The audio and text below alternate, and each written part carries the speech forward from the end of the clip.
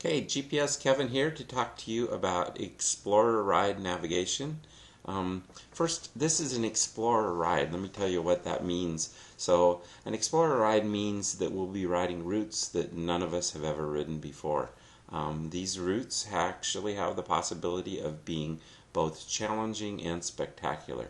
Many of the routes will be really remote, and they're unproven and could be unmaintained and likely have obstacles, some of which may make the routes impassable.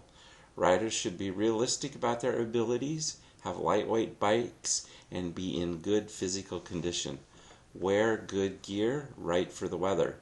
Even the weather can be extreme. Do your homework for these rides and come prepared. Okay, so how does the ride navigation work? First off, this is what I call a self-led GPS ride. All riding is, of course, on your own.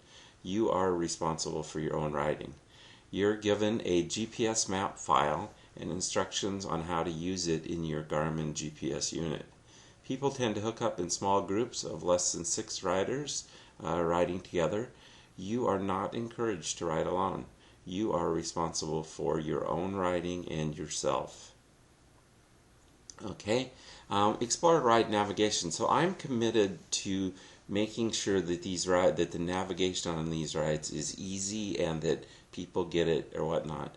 So what I've done is I've given you a custom GPS map, and this custom GPS map installs in your Garmin. It actually goes on the micro SD card, and then you put it in your Garmin and installs. So for this ride, I have created a custom ride map, and also I have given you routable topo maps for the area. So you'll have both maps kind of running at the same time. So you will also receive printed maps of the routes each day, and these printed maps then match exactly what's going on in your GPS. They're kind of the same file, so that makes it really clear and easy. So you need to understand when these arrive, you need to understand the colors of the lines. So these maps have these big bold lines that kind of look like this, and they come in 4 different colors. So the red lines are actually the lines that are rated as motorcycle only. So most often that's the legal rating. So most often these lines are single track trails. Then you have what I call a cyan or a dark cyan lines. That's a line that looks a little bit like this. Sometimes in your GPS unit it'll look a little darker. So these are the trails that are rated for basically ATVs. So you have to be less than 50 inches wide to ride on those, and so motorcycles can ride on those also. Then there's the blue lines, which are rated as sort of dirt roads and jeep roads, main roads. And lastly, there is a green line, which is really sort of my easy options. Often these can be paved roads, or they can be easy kind of dirt roads for the green line. So you should remember what each line color means. And notice this year the route lines have direction arrows. So the actual lines themselves are kind of a collection of arrows that show you which direction to be riding in. So that should make it really clear and easy. Okay, you're going to get, or you have gotten already, these paper map handouts. This is basically a ride description of what happens during the day.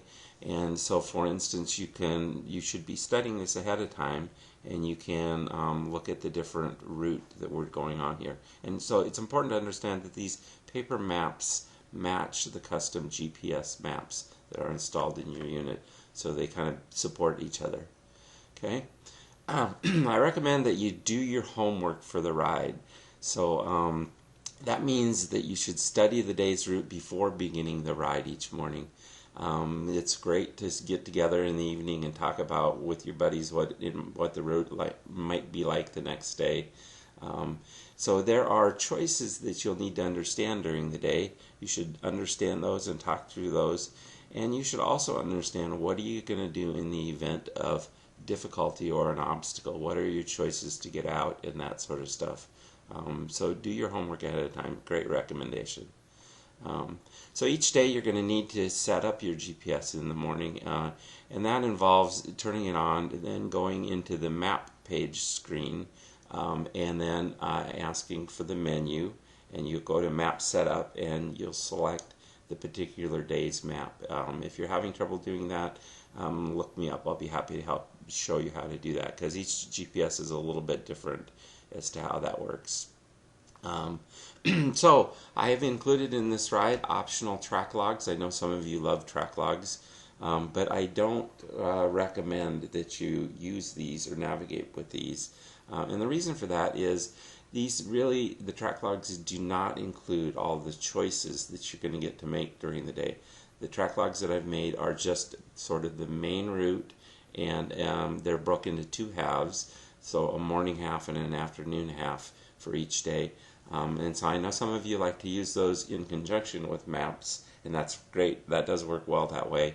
And so note that maps and track logs can be used at the same time, and that way you can sort of still have your track log distances and things going on that you might like, and then you can also have the choices of the maps going on. Okay, so that's it. Enjoy the navigation. If you have questions, please look me up.